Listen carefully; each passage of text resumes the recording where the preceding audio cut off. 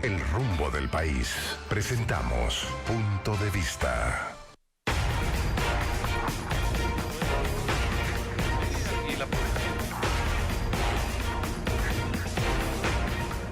Ya no, el tráfico saliendo de Yutuxtepeque, como nos dice nuestro invitado, el licenciado Eduardo García, pues de verdad que no se avanza ahí por esa zona de los 400, saliendo de Yutuxtepeque por donde está la despensa, es descomunal el congestionamiento. Hay trabajadores que dicen que salen a las 5 de la mañana y les toca entrar hasta las 8, pero si no es así, no avanzan. Qué lamentable la condición del tráfico, cómo nos hace perder nuestro tiempo, nos distancia de la familia. Bueno, hay tantas desventajas.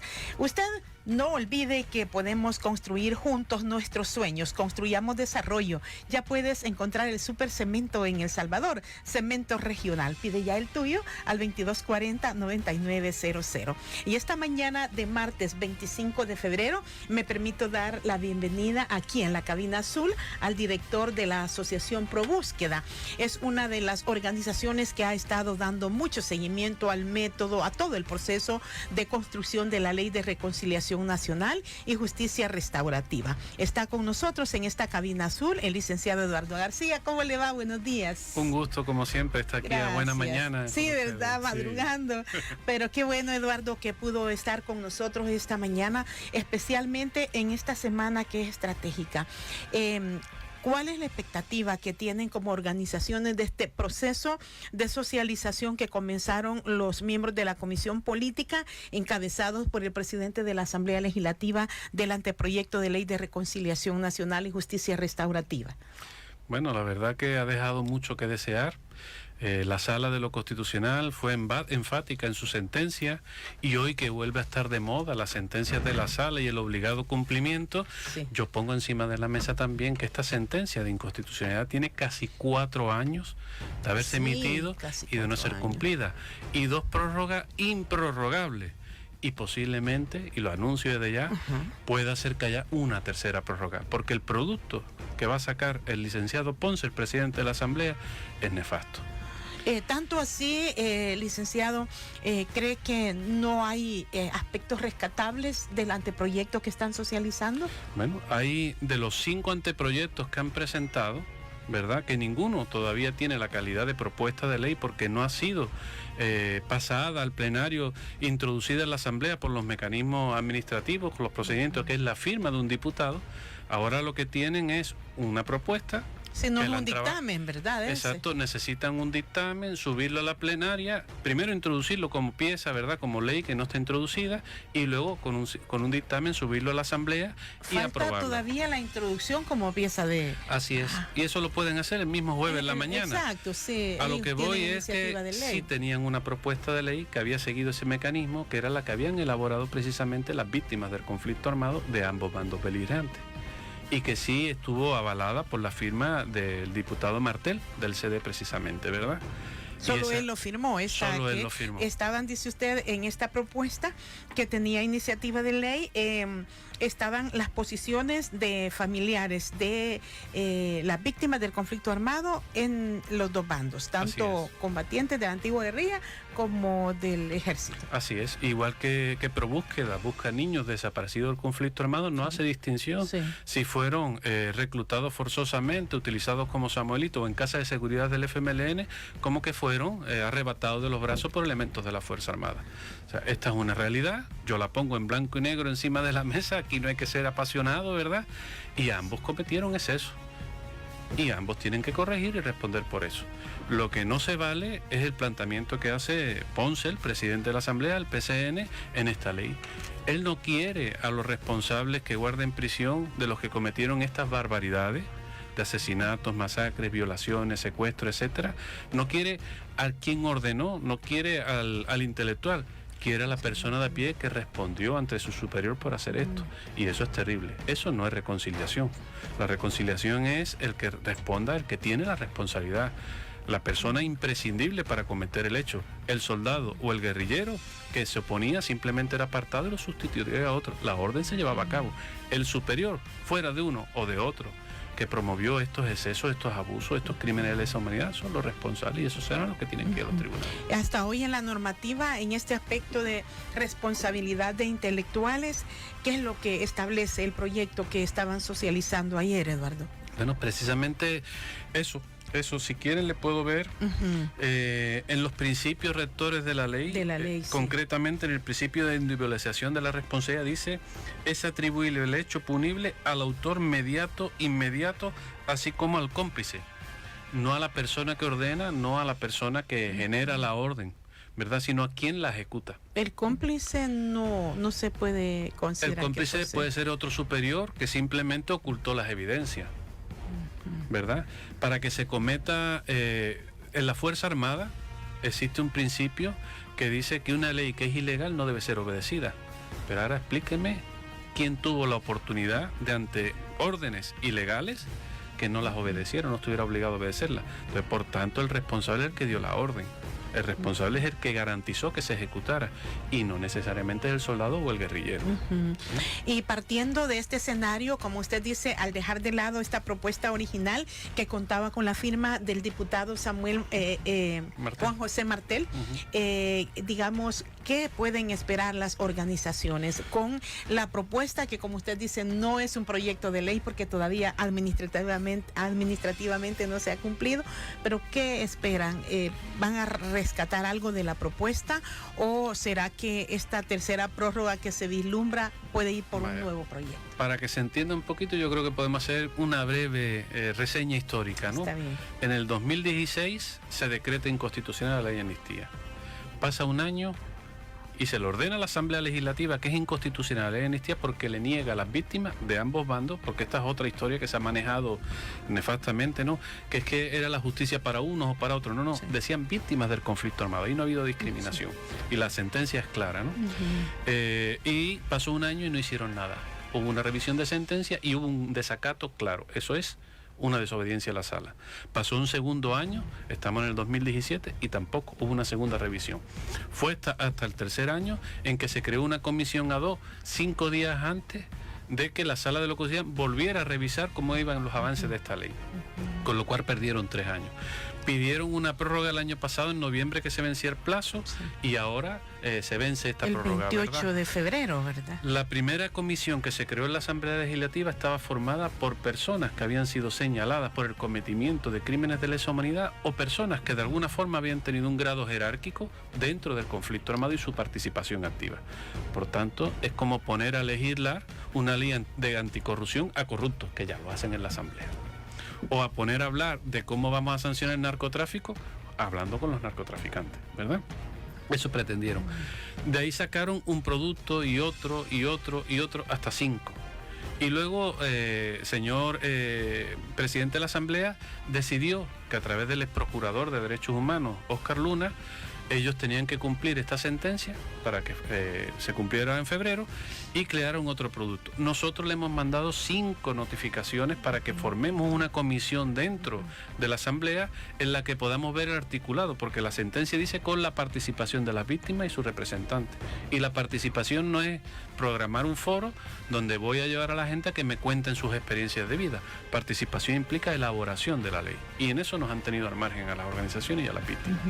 Cuando ustedes han llegado a la Asamblea Legislativa como organizaciones de derechos humanos y representantes de la sociedad civil y de las víctimas del pasado conflicto armado, ¿cuál ha sido, digamos, la participación en ese momento?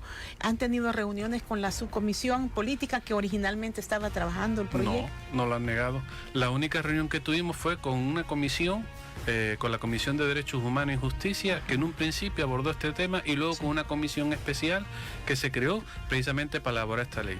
Y esa reunión, en la que ellos dijeron ya consultamos a las víctimas, lo único que fue era para que nosotros le dijéramos qué nos parecía la sentencia de la Sala de lo Constitucional. No fue para hablar del articulado. Igual que los foros que han dicho que han hecho. Algunos al interior del país promovidos por ellos, otros con el apoyo de las organizaciones, y lo que le han preguntado a las víctimas, ¿y usted qué me quiere contar? ¿Qué le pasó? Y ahí han contado testimonios desgarradores que ni siquiera le han tocado el alma de dura que la tienen estos señores. No ha habido una persona que haya dicho yo los perdono, ni por un lado ni por otro. a mí me han hecho esta crueldad y yo quiero que se me haga justicia. ¿Y qué entendemos por justicia? Por justicia entendemos que a esos pandilleros que desaparecen una persona, la violan y la esconden en un cementerio clandestino, ¿entendemos por justicia que si me piden perdón ellos se van así nomás? ¿O entendemos por justicia que hay una legislación en el país que dice a quien asesine, aquí son tantos años de cárcel? Entonces, cuando las víctimas acceden al sistema de justicia, acceden buscando justicia, no que se les pida perdón solamente. El perdón es parte de la reparación. El que comete el delito se siente liberado de esa carga al pedir perdón y la víctima se siente agradecida porque se le ha pedido y se le ha reconocido el daño que se le ha hecho.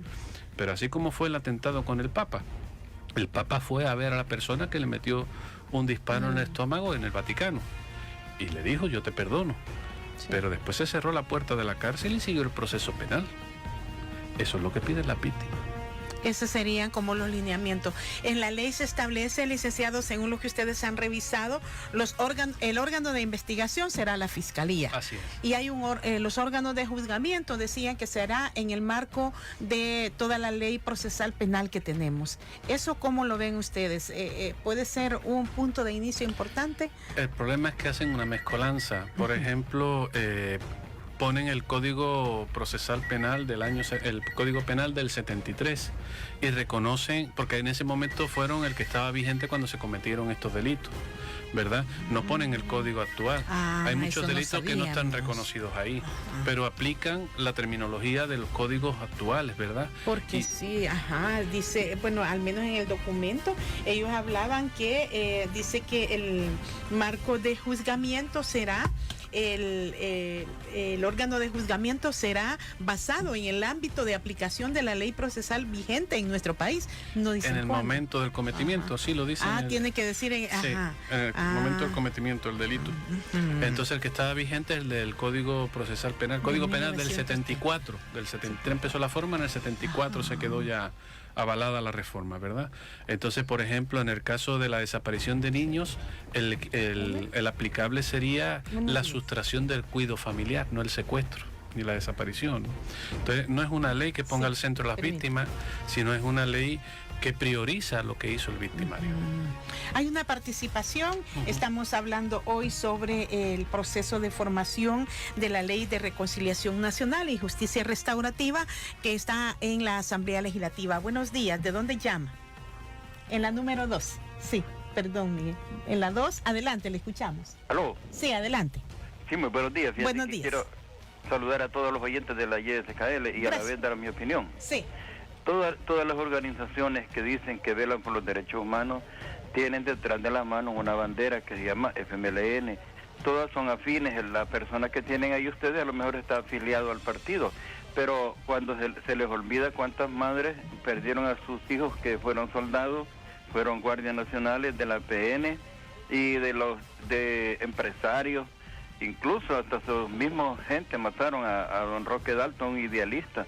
Pero ahí se quedan callados, solo les conviene decir lo que les ofende, o sea, la alergia que les ha quedado, igual que los jesuitas, nos mataron gente cuando ellos vinieron los españoles, y ahora están queriendo hacer una realidad que ellos han generado, han sido muy antagonistas con la gente de toda Centroamérica, América. Ahora bueno, digo yo gracias. Bueno, imagínense, Eduardo, cuánta efervescencia, cuánta, digamos, no sé cómo denominarle a esta posición de un oyente de la KL con estos resquemores, con este corazón tan ponzoñoso. Mire, yo le diría al oyente que él debe de informarse, ¿verdad? Porque además en la asamblea y la ley que tengo delante, que es la propuesta que nos la dieron el domingo en la noche, habla de andujando.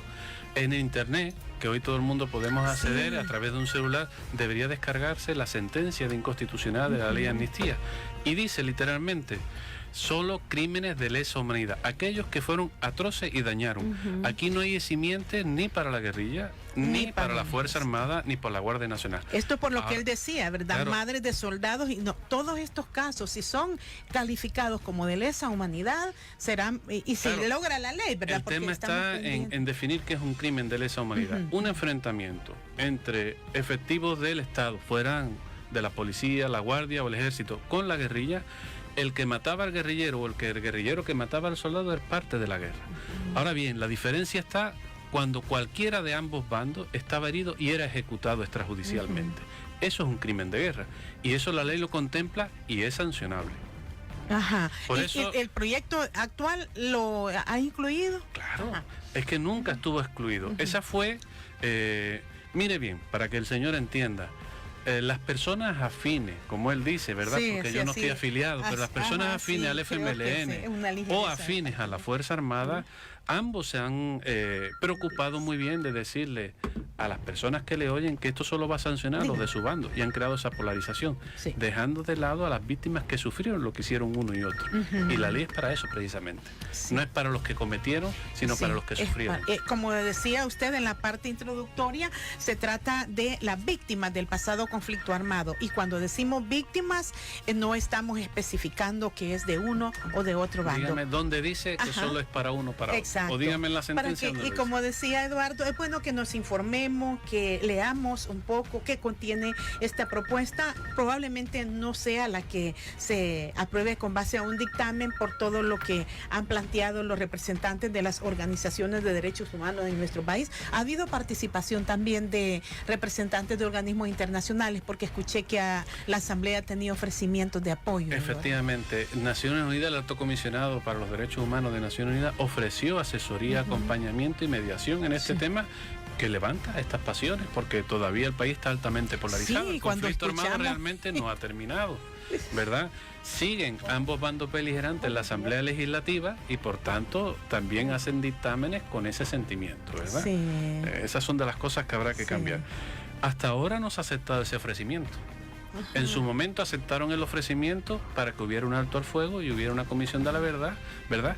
Sí. Que forma parte de los acuerdos de paz. El establecimiento de una comisión de la verdad, que en su capítulo primero, apartado 5, dijo que aquellos crímenes que conmocionaron a la sociedad, independientemente del bando que lo cometiera, deberían de tener un castigo ejemplarizante, ¿verdad? Ese acuerdo de paz está incumplido y es firmado por ambos bandos beligerantes. Y esto es producto, esta ley, de ese acuerdo de paz y de una amnistía que no se corresponde con ese acuerdo de paz. Son las 7:22 de la mañana, en la número 4, antes de irme al cambio comercial. Buenos días, ¿de dónde nos llama?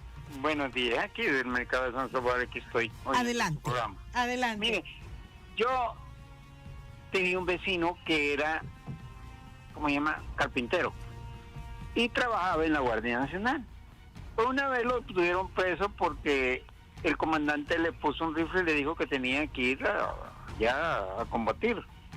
Entonces él huyó, lo fueron a traer a su casa, yo lo vi, lo metieron un mes preso.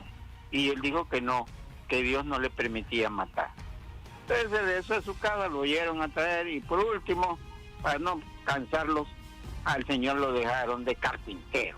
Vivía aquí en San Marcos. Un día venía yo de mi trabajo y veo una persona tirada en el suelo. Lo bajaron del bus, unos guerrilleros, y lo mataron porque trabajaba en la Guardia Nacional de carpintero. Y era de esas personas protestantes que tienen los hijos que le dan. Tenía como 8 o 9 hijos, toda la familia se repartieron los hijos, la familia se desgregó. ¿Quién paga eso? ¿Dónde tienen anotado la guerrilla? ¿Quién fue el culpable de eso? Yo creo que los abogados aquí un día dicen una cosa es una cosa y otra cosa es otra cosa en diferentes tiempos. Muchas gracias por su participación. Son las 7 de la mañana con 24 minutos. Yo tengo pendiente una pausa comercial. Estamos en Punto de Vista a través de la poderosa YSKL. Gracias a quienes también se conectan en nuestro Facebook Live. YSKL, KL. 7:34 de la mañana. Estamos en el Facebook Live también con nuestro programa Punto de Vista. Hoy nos acompaña en la cabina azul el director de ProBúsqueda, una de las organizaciones que integran el grupo gestor para la aprobación de la Ley de Reconciliación Nacional y Justicia Restaurativa, Eduardo García. Nos quedábamos escuchando parte de lo que describía uno de los oyentes, Eduardo, acerca de, bueno, estos hechos que ocurrieron en el marco del pasado conflicto armado. ¿Cuál, por ejemplo, es el contexto de lo que puede significar un amparo legal para este tipo de vivencias? Sí, Quisiera responderle al señor de antes, ¿no? Al que ponía el caso del carpintero que trabajaba en la guardia. Sí, del carpintero, de él me refería. Mire, eso es un crimen de guerra, porque esa persona era un civil que trabajaba en un cuartel. Y aunque fuera un guardia nacional fuera de su servicio, desarmado o que fuera preso, sería una ejecución. Entonces es un crimen de guerra. Deben de ver esta ley como una posibilidad, como una oportunidad de presentar ese caso, denunciarlo y al menos, si no se encuentran a los hechores y son sancionados, que es lo que se debería hacer, al menos recibirán una reparación esos 9 hijos. Pero esto aplica también para el combatiente ejecutado. También aplica para el soldado que fue herido y que fue asesinado posteriormente. También aplica para esa comunidad en la que primero llegó uno y después llegó el otro y se fue mermando. Porque los que quedaron de uno eran porque eran afines a este y lo que eran... Para eso aplica, ¿verdad? Sí. Crímenes de lesa humanidad son sobre población civil, crímenes de guerra básicamente son también sobre población civil cometidos por los actores de guerra, pero también para elementos. Muy importante que nos aclare esto, Eduardo, porque no hay que pensar que esta ley es para uno u para otro bando. Como describe Eduardo García, es para todos los casos que se puedan presentar. Ahora, estos principios, Eduardo, de acceso a la justicia, de la no repetición, derecho a la verdad, ¿cuál de ellos está como más atrasado en el proyecto que se está estudiando? Sin duda el acceso a la justicia, el acceso a la verdad y la reparación. El acceso a la justicia porque aplican un código del año 74, ¿verdad? Que no contempla la mitad de estos delitos y da demasiadas exoneraciones a quienes lo cometieron, ¿verdad? Imagínense que si aplicáramos esta ley a los crímenes actuales, una persona que haya matado a 50, si confiesa que lo hizo y pide perdón, le van a rebajar a 10 años. Un quinto de la Pero hay sentencia. Algunas condiciones, y si ¿verdad? tiene más de 60 años, va a quedar exento de prisión. Sí, entonces, planteémonos esto también en la actualidad. Para unos o para otros, aquí no hay que hacer distinción, ¿verdad? El acceso a la verdad, porque no hay una apertura de archivo ni de uno ni de otro bando que puedan esclarecer quiénes fueron los actores intelectuales, ¿verdad? No va a haber colaboración, no va a haber poder coercitivo en la Fiscalía para hacerlo. Y en la reparación, porque estamos hablando de poder reparar a víctimas del conflicto armado independientemente de qué lado sufrió la agresión, pero no hay un presupuesto. Afortunadamente los veteranos de guerra tienen 52 millones y aunque sea poco, algo están recibiendo. Han prometido aumentárselo, pero las víctimas, nos vamos a encontrar veteranos de uno y otro bando que tienen familias que son víctimas del conflicto armado, que se las está excluyendo una reparación cuando ellos han participado y sí están recibiendo una compensación. Sí, pues hay una participación en la número 4, hablando de perdón, dice en la número 4. Perdón, sino también una retribución monetaria. Eso es lo que más claro yo tengo. Muchas gracias. Claro. Hablaba ella de que si este proyecto de ley está más enfocado en una reparación material que en buscar el perdón y la reconciliación. El perdón es una opción personal. A nadie se le puede obligar a externar un perdón a otra persona. Pero en el sistema nacional tenemos unas legislaciones que sancionan los delitos que se cometen. Si usted se salta un semáforo, no basta con que le pida perdón al policía, hay una esquela para eso. Igual pasa para los crímenes de lesa humanidad. Si usted además en un accidente de tráfico a la persona que atropelló le pide perdón, pues una gratificación para la persona y la persona además puede quedarse más tranquila si reconoce usted que cometió ese atropello, ¿verdad? Pero el Estado establece una acción de reparación a través de una aseguradora o en sus bienes personales de la persona que cometió el atropello, ¿no? Y esto es lo que pretendíamos. Pero en este caso, la propuesta de ley que presenta el presidente de la Asamblea el presidente de la Asamblea, exonera todo eso. Obliga al Estado a pagar lo que hicieron otros particulares, ¿verdad? Entonces se salta esta dinámica. Perdona e indulta.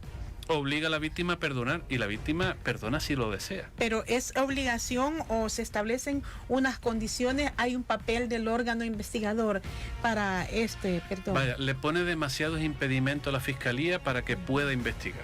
La Fiscalía va a tener un plazo de 6 meses para recibir denuncias y luego a partir de la vigencia de la ley. A partir de la vigencia de la ley.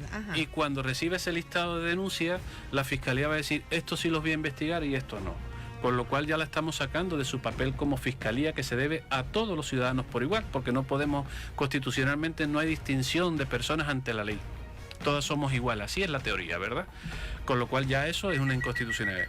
Y luego la Fiscalía, si a los 6 meses investiga y no encuentra el paradero de la persona desaparecida o el autor intelectual del crimen o material, ¿verdad?, entonces ese caso se archiva y la persona se acabó y no podrá. Pero y esto no es, ustedes que conocen de derecho y de procesos penales, Eduardo, ¿no es un tanto contradictorio el limitar estos tiempos con lo que ya tiene nuestra ley procesal penal? No es solo contradictorio, es inconstitucional. Por eso la Asamblea está al borde de cometer un desacato. El desacato no es solo por desobedecer e incumplir un plazo, sino por cumplir en las formas que pidió la Sala de lo Constitucional. Entonces estamos ante la posibilidad de que la Asamblea este jueves cometa un desacato por no cumplir la elaboración de la ley en los términos de fondo que estableció la sentencia de la Sala de lo Constitucional. En la número 2 hay una participación también. Buenos días, a través del 22-24-08. Quiero hacerle una pregunta a su invitado. Los que fuimos víctimas de este conflicto, en cómo quedamos.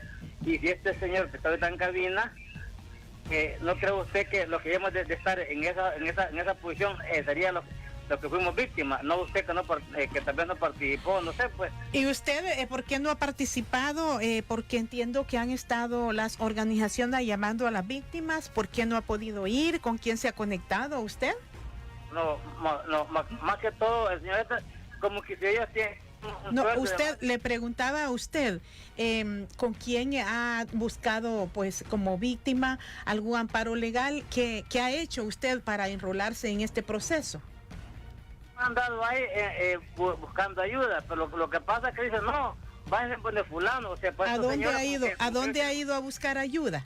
Claro que sí, he andado por todas partes buscando. ¿Dónde? ¿Alguna institución que nos pueda mencionar? A la PROCU. A la Procuraduría. A la República de Derechos Humanos. No, dice, vayan a estar organización, dicen. Entonces, por eso, como que estos señores, como que ellos tienen un sueldo y ya tienen, como decía la abuela, ya un tamal armado, pues. Solamente, bueno, gracias, licenciada. Gracias a usted. Y bueno, sí, es que si se considera víctima, ha habido un mecanismo, Eduardo, entiendo. Mire, cuando una persona se siente ofendida, el sistema dice que tiene que buscar un representante legal que lo ampare y lo lleve a los tribunales. La víctima no se defiende en el tribunal, lo hace a través de un abogado, defensor o acusador, Totalmente ¿verdad? De acuerdo, sí. Y la Constitución reconoce las organizaciones, los sindicatos, las fundaciones, etcétera, ¿no? Yo no soy víctima, ahí tiene el señor toda la razón, pero soy representante de una base social de más de 800 víctimas cuyos hijos fueron arrebatados por uno y otro bando beligerante y me han propuesto a mí que las defienda.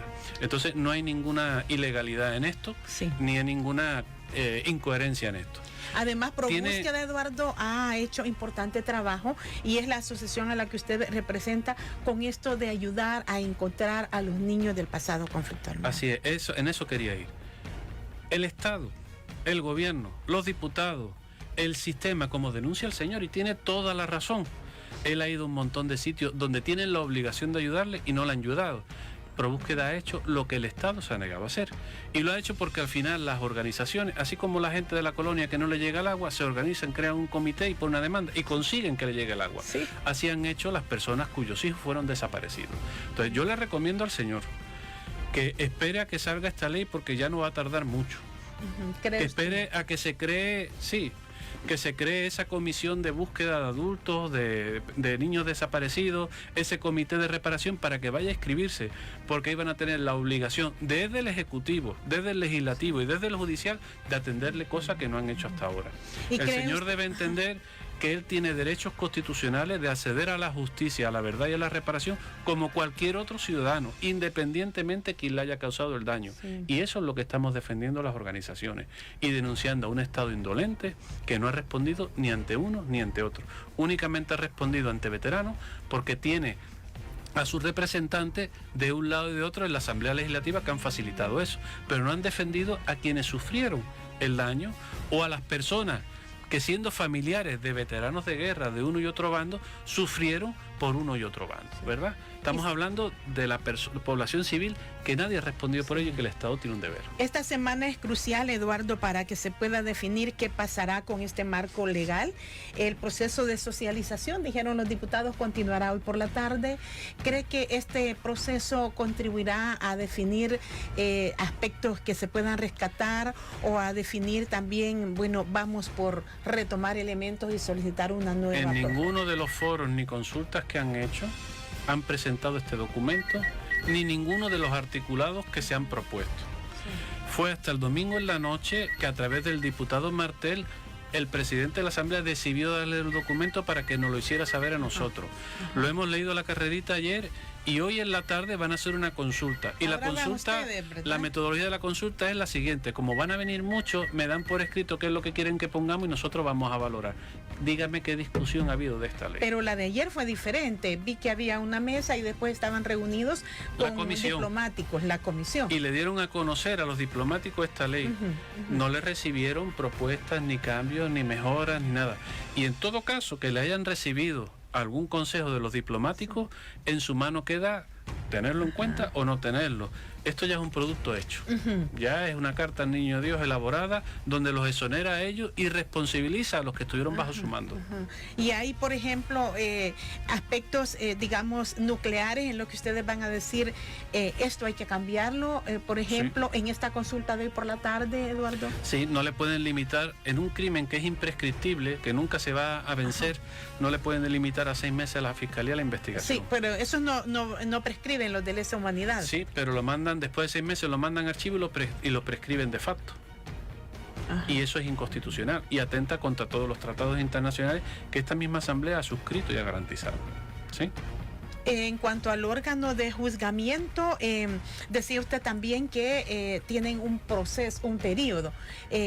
¿Cómo ven? Porque, digamos, habrá una meta que cumplir del órgano de juzgamiento. Yo les quiero advertir a la población que así como van a ser con las personas desaparecidas del conflicto armado, así van a ser con las personas desaparecidas ahora, porque son el mismo crimen que no prescribe.